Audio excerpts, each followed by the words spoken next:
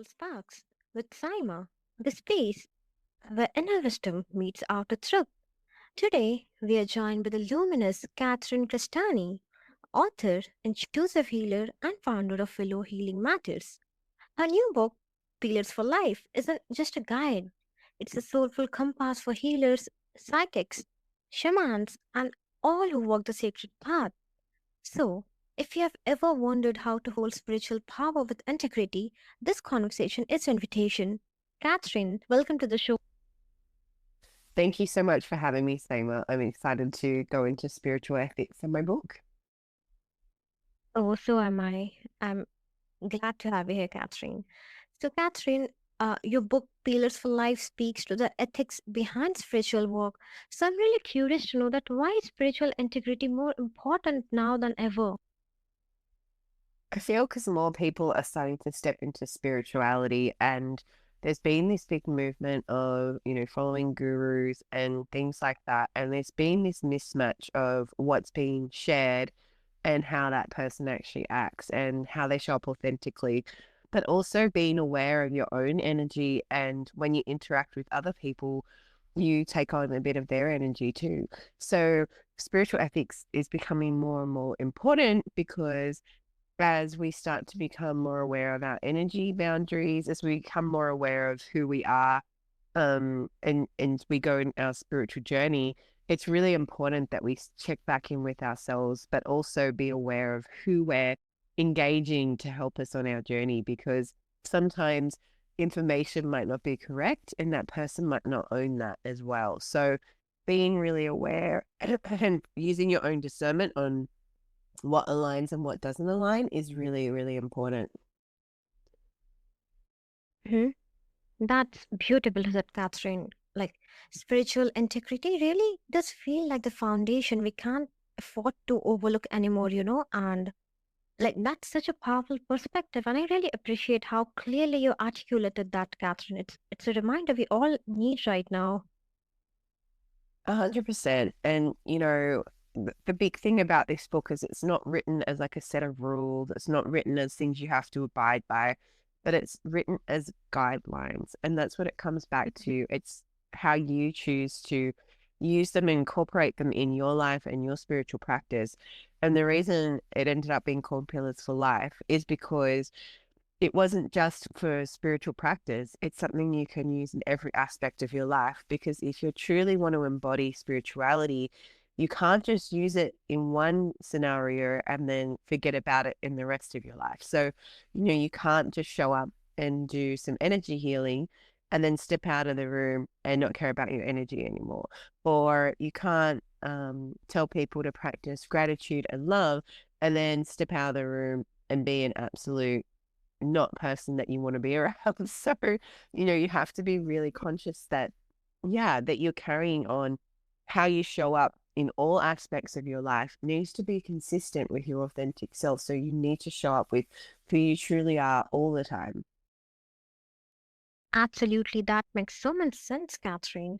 Now, how can someone new to healing work identify whether they are grounded in ethical intention or unknowingly bypassing key principles?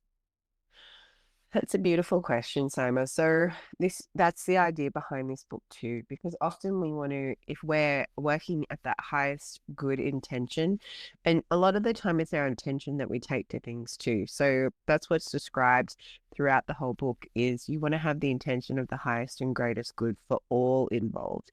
So often we forget to include ourselves when we're serving others, and forget to include ourselves and our energy in that piece, which can make it not a fair energy exchange, because we might be getting drained by the client that we have, and that's actually not good for us. Yeah.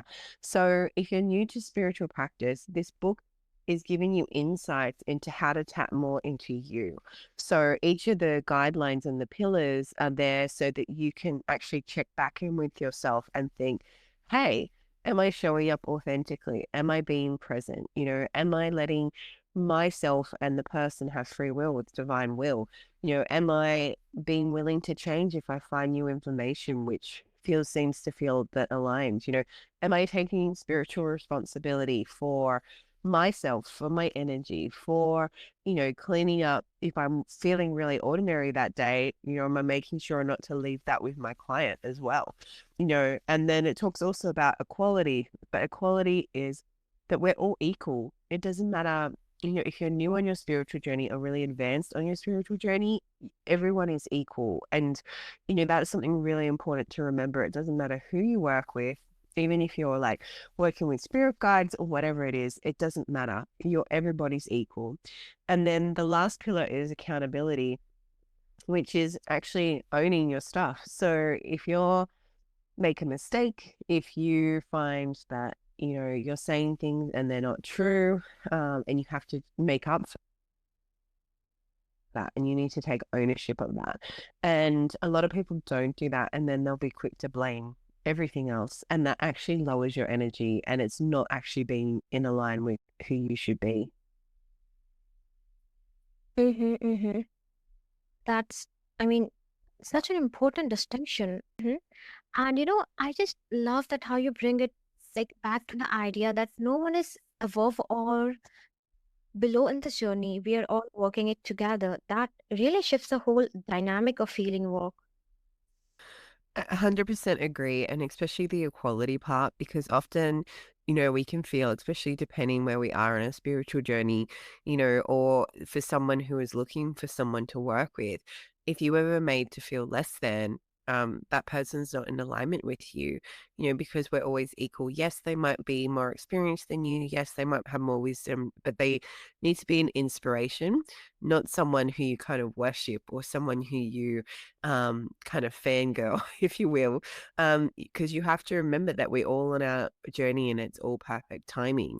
And I guess that's where the other last three chapters of the book come in, which is remembering to be connected to earth, as well as knowing yourself well as and knowing others, and remembering that you're human, because so often people forget that we are human having a human experience. And with the increase of AI, with all the talks of using computers more, people using chat GPT to get spiritual knowledge, it's not exactly part of the human experience. It should be there as a tool, not as something that you depend on and then you put all your faith in that. Because as much as AI is going to keep evolving, you can't necessarily have the same in-depth conversation as you would with someone who is working with you very closely in your energetic body, because you have your own unique story, you have your own unique emotions, your events that happen to you, and you have your own unique gifts as well. And it's really important to remember that you are unique, you are a blessing. And even though you might meet someone who is similar to you, it doesn't mean you are any less special, because they'll have a different story to what you do. Beautiful is beautifully put. That's such a meaningful insight, Catherine. Now, you describe yourself as a, spirit writer, and that's so amazing. Receiving books intuitively. So I'm really curious to know that what's the experience like, and how do you often, discern between divine guidance and ego projection? Yeah, so it's funny because in the book it talks about ego versus intuition. So I love this question. But Mhm. for this, what happened, the start of this idea for this book, or should I say the start of the information channeled, actually came through my spiritual mentor, because we were coming to the end of the level of relationship we had. And I asked her a question to check in for me, which was, how do I channel? But also, and if anyone doesn't know what channeling is, that means that you connect with another person's spirit guides or their higher self to get guidance for their life. So that's what a channel is. You just become a conduit. Um, and as she was channeling it, part of what they answered for what I needed to know was these actually 7 pillars. And it was really interesting. And I knew I was going to put it in a book, but that was the end of 2021. And I sat on it. And then one of our friends is like, no, there's not 7, there's 9 things. And I said, actually, no, there's 10. So it evolved a little bit more. And then I was actually channeling a novel, like a romantic thriller, which I have to go back to. And I was finishing it up, and I got this kick in my back, basically, like I even moved forward. And it was, you need to write this book. And when spirit does that, you have to do it, because otherwise it's not, the opportunity is not going to be there for you anymore. So I said, I know, let me just give me one more week, finish up this book. I'm not in the right headspace. Let me just swap out of this and then go to this book. And I started writing this book, and I thought, hey, this will be really quick. I've got all this information, I'm channeling it through. But then I started channeling information I had no idea about. So I had to then go research to actually learn what I was talking about, because otherwise I didn't have a level of understanding so I could convey it across in the book and convey it across clearly. And and that's the funny thing with spirit, is that I was like, okay, this chapter's done. And they're like, no, it's not. You need to put more in it. I got the message to put more of me in it, because I was trying to make myself really removed from it. And it's like, no, you need to put your energy in it as well. So I was like, okay. So I did that. Um, I thought I was finished, and they're like, nope, you need more. So every pillar and every aspect of it has a this is how much it evolved. It's attached to a chakra, so an energy center. It's attached to an auric layer, so outside of our body. It's attached to a crystal. It's attached to a divine guide, so it might be an angel, it might be a god, a goddess, whoever it might be, or whatever celestial being that's attached to that. Then it's also attached to a spirit animal, and then a plant ally. So it truly evolved and it got quite big. And it was really wonderful seeing how it all came together. So even I was trying to design the pillars, and I couldn't get it right. And my husband couldn't get it right, because he often uses AI to help design things. And I was like, no, I need an illustrator. So a beautiful friend of mine that I met through coaching, she found an illustrator for me, and he took the pillar, and he took the animal guardian for the pillar, and then the plant ally, and he interweaved it into the pillar design using sacred geometry. So if anyone's like looking at the front of the book, you can see it's got that beautiful design that's been entwined, and it was beyond what I could comprehend. But that's what happens when you work with spirit, right? It just evolves to a whole other level. So as that kept coming through, it was just really beautiful to hold space and see how it evolved, and how spirit could just being that vessel and being that channel to get those words out. And then I hired an editor, and I found the most perfectly aligned editor as well, because everything always lines up, right? And she said to me, you need to put more practices in it. And I have been creating courses for years, and all of a sudden I could see why I had been creating courses for years, because all the practices I had written up, all the practices I was sharing with people needed to go in this book. So that's how that evolved as well. And as the practices came through, the really amazing thing was that they were always really fitting for whatever it was that the chapter was talking about. So it might be simple meditations that people can do to clear their field. It might be grounding practices. There's Ho'oponopono in there, which is a Hawaiian tradition, really beautiful. So it was really lovely to see it all come together and see it all evolve. Mm-hmm. It's truly fascinating, to like hear how the creative process unfolds for you, Catherine, not just as a writer, but as a vessel for something greater. And like the way you speak about receiving intuitive guidance, and like the care you take in distinguishing between ego and divine influence really reflects a deep commitment to integrity and presence, I must say. And there's like something incredibly powerful about creating from that space. It's courageous, and it's clearly a spiritual practice in itself, Catherine. 100%. And the funniest thing is, right, there's almost fail safes in place. So if you if you're writing something and you're trying to channel it and your ego takes over, something will happen. Your computer will stop working, it'll stop typing. That Mm-hmm. bit that you wrote will disappear.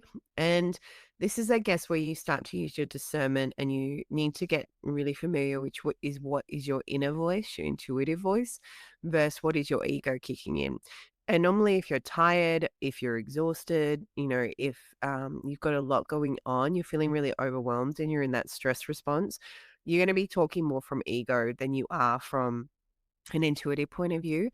And I found personally, like, if I was tired, I couldn't write very well, and I knew to just do the bare minimum that I had to. Might have been I just read over what I needed, what I'd already written, so I wasn't creating something new, and then I would come back to it when I had more energy. Mm-hmm. Yes. No one could actually agree this more than me, Catherine. I mean, I too face the same. Yeah, 100%. So, when you are very in tune with who you are, and learn to trust that more, that is when you start to get these really beautiful things start to happen. So it might be that you channel a book, or it might be you channel a piece of art, or it might be you channel, um, a new idea. But it's just about being open and receiving that, not letting the fears and the doubts get in the way so that you can keep moving forward on your journey. Hmm. That makes so much sense, Catherine. Now, many light workers struggle with the business side of their practice. So, what's one piece of guidance you'd like to offer about running a spiritual business with both abundance and integrity? First of all, you can't do it on your own. So if you think Mm-hmm. because you've run a business before, I'm guilty of this, then it will be really easy to swap over into a spiritual business. It's not. The market is flooded, and this is the thing about, you might have something really unique, but a lot of people want to go with someone who's been around doing it longer or have more trust. And it's about being vulnerable and putting yourself out there. And this is why it's really important to check in with yourself and know your energy and know and have that support. So if you can find someone that supports and challenges you on your journey, it's so important. And I know I did. And the days that I want to give in and give up are the days that he'll kick my backside and say, "It's all right, you're doing well, just keep going." And we all have days like that because, as we shed layers of beliefs, as we shed layers of who we are, we go into these doubt spirals. And it's about pulling yourself back up, but it's also about accepting that part of being human because, you have to get to know yourself so well that when the doubt comes up, when the fear comes up, when the low self worth comes up, whatever it is that's your wound or your story, when that comes up and you know yourself so well that you can tap it out and go, okay, here's this story again. Here's this wound again. Hello, old friend. Let's move forward and do it anyway.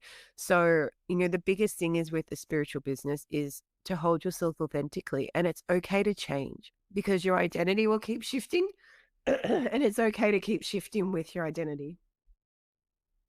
Mm-hmm, mm-hmm. That such a grounding reminder again, and the truth is that we are not meant to walk these paths in isolation, like you said, and having someone there to encourage us, to witness us, and to keep us aligned with our purpose.